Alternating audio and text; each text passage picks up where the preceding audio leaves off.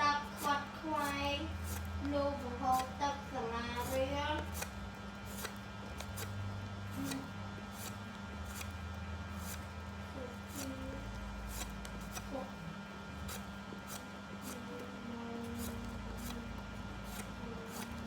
មណ្ឌលសុខភាពសាលាខំផ្សារ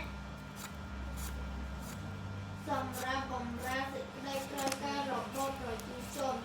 នៅអ្នកទៅដល់សហគមន៍នីមួយអ្នកទៅ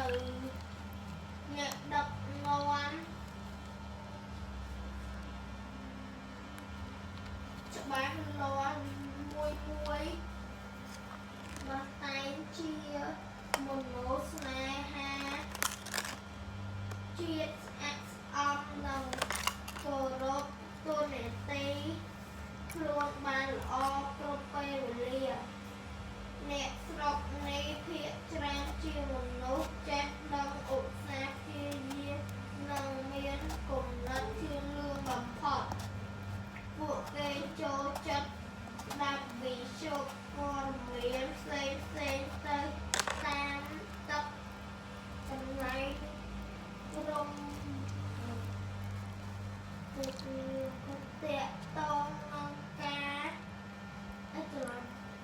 ព័ត៌មានផ្សេងទៀត